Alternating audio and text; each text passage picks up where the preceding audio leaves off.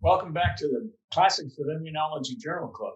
And before we get started, I just want to remind you to go on the YouTube website and like it and click on the little bell to get notified for more. And also scroll down and look at all my other social media sites as well as my website.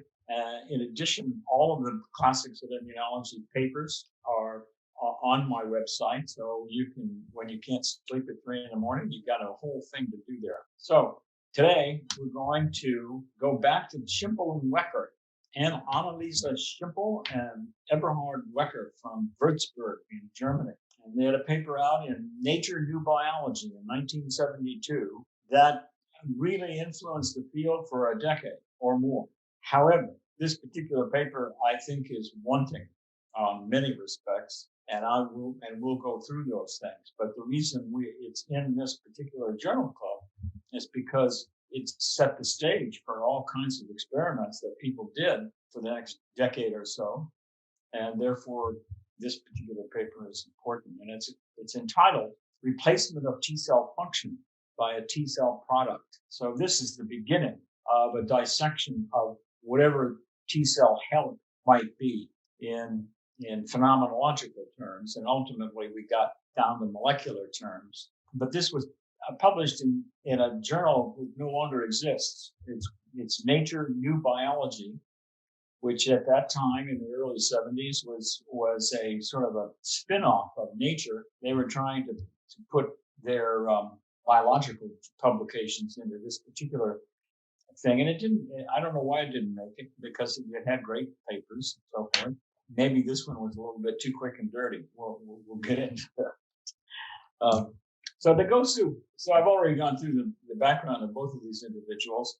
In the introduction of this paper, you recall just a couple of 3 weeks ago, we reviewed their other paper that came out, I think it was in Nature, when they said that if they took out the T cells by using this anti-theta antibody that Martin Rath described, that then they couldn't get any antibody in the sheep red blood cell Michel Dutton in vitro immunization system, the primary immune response, so-called primary immune response. So now that set the stage for them to say, well, okay, so what is it that the T cells do? And perhaps can we replace the T cells altogether by supernatant from T cell, essentially. And in their introduction, they say that they could use thymocyte to see if they could make a supernatant, a conditioned medium from the thymocytes, and that only allogeneic thymocytes would work. Syngeneic thymocytes would not work. So that there had to be some sort of a introduction of a histocompatibility antigen in the whole thing. In other words, they had to do a mixed lymphocyte culture, which of course would activate a lot of the lymphocytes that recognized the histocompatibility antigens, and that would give out an immune response. And so that's what they did. They did a mixed lymphocyte culture for 24 hours and took the supernatant from that. And they said they then introduced in the introduction the conclusions of this paper, and that is that they think there's two factors in these supernatants.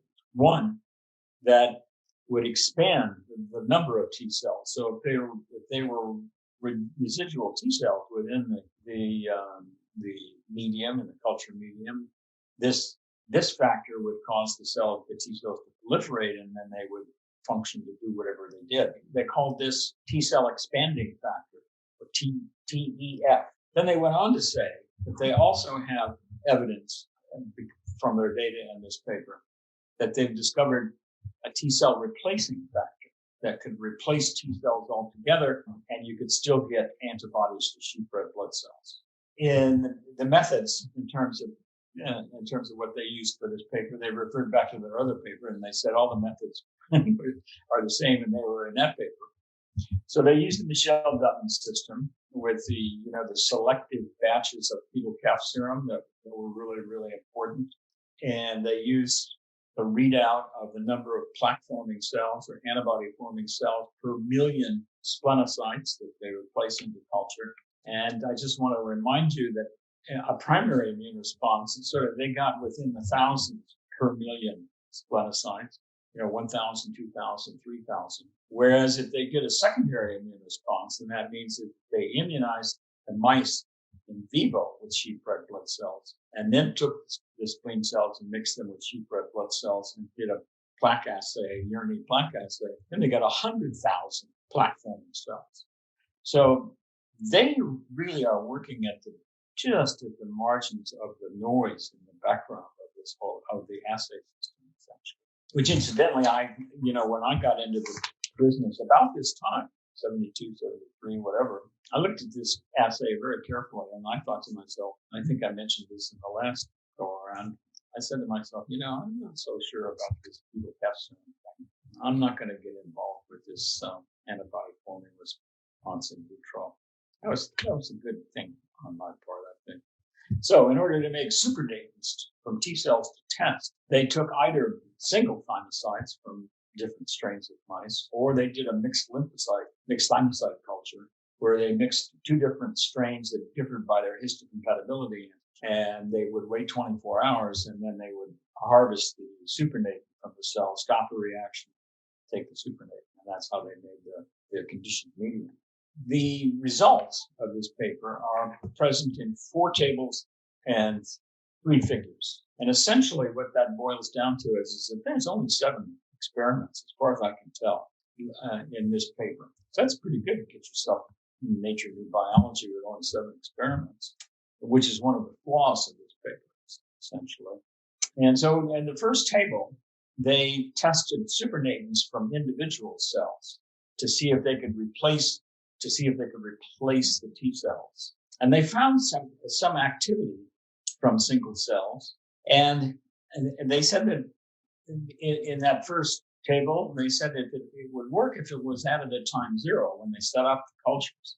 And so they would take splenocytes, they would have with and without removing the T cells with anti-theta and plus or minus different supernatants and so forth. And they said that they could get some activity from single cells as long as they had added at time 0. And they used that then as the rationale to make the interpretation that this was probably T cell expanding factor. So that this is an example of the scientific paper where the conclusions or the interpretations written in the text are really hard pressed to be, when you look at the data, and this is what I recommend you to read this paper.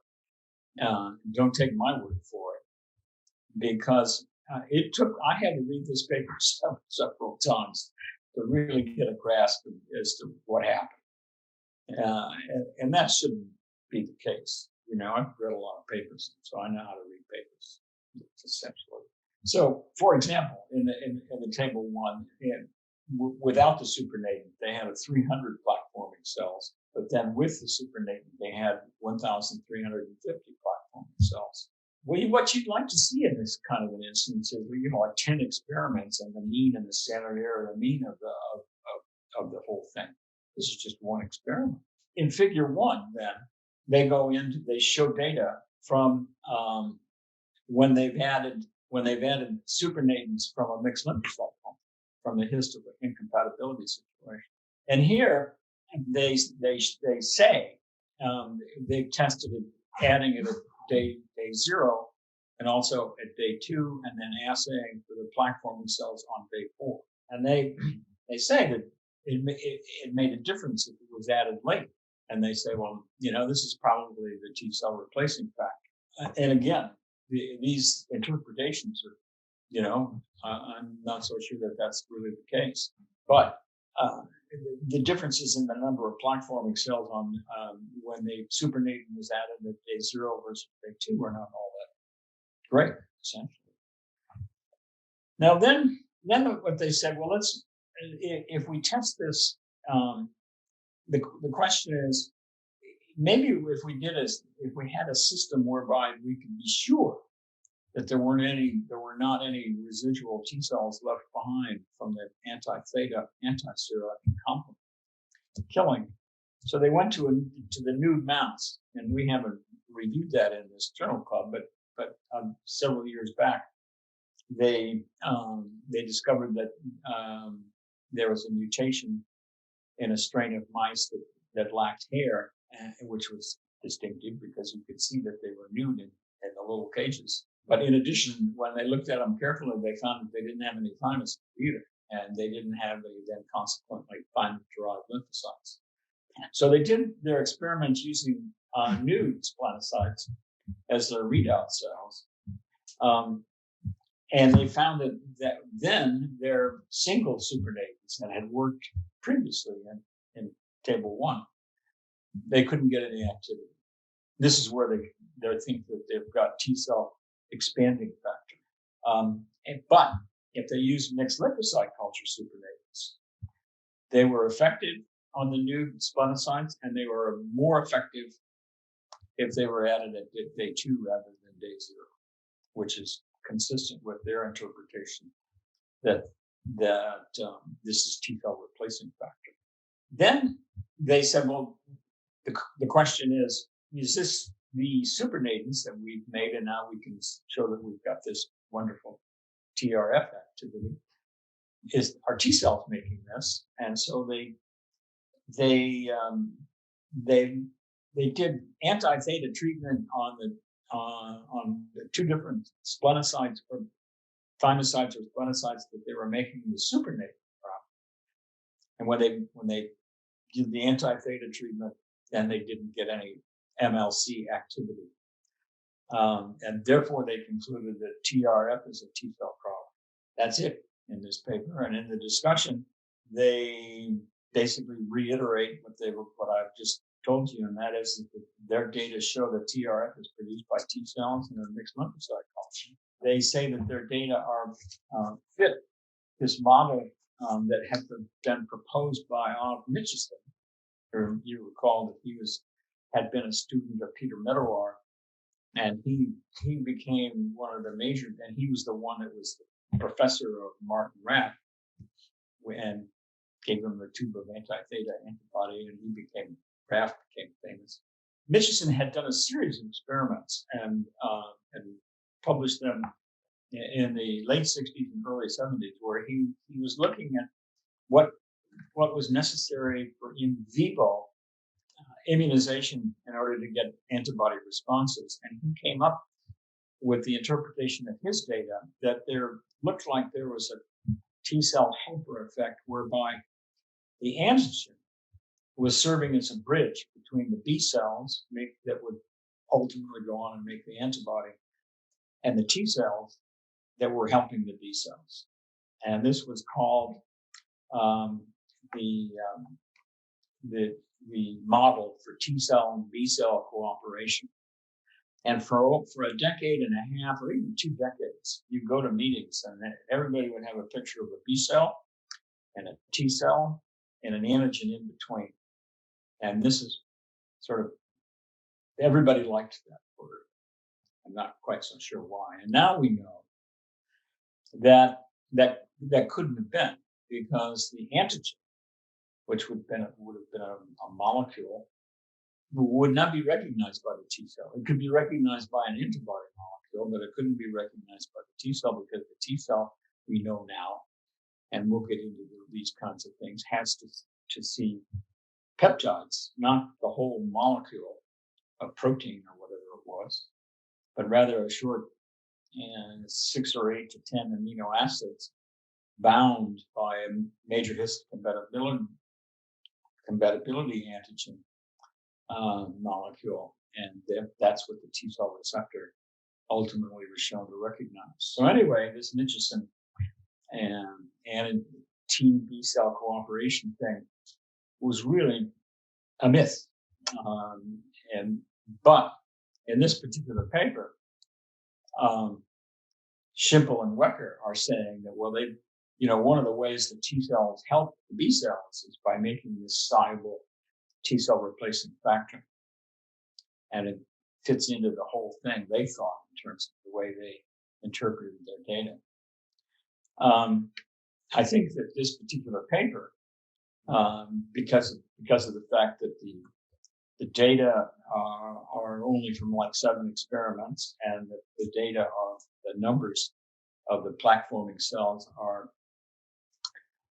sort of right at the level of noise in the background, and probably are really due to the lipopolysaccharide in the fetal calf serum, and not due to any antigens or anything else that were going on. This is an example of in science that you can find what you're looking for, and if you look hard enough, you'll find. Now, whether that's true or not is the question. And I think that one of the most difficult things in science is convincing yourself first that this is really new and it's important and we should publish it and so forth. And then in order to convince the reviewers of the journal, you have to do better experiments than were done on this particular instance. Anyway, that's the end of that. And don't forget to like the video and click on the bell, and then also visit my website and visit. I tweet a lot on these things, and I've been tweeting a lot about COVID-19 in the past year, and so you might be interested in that. So thanks.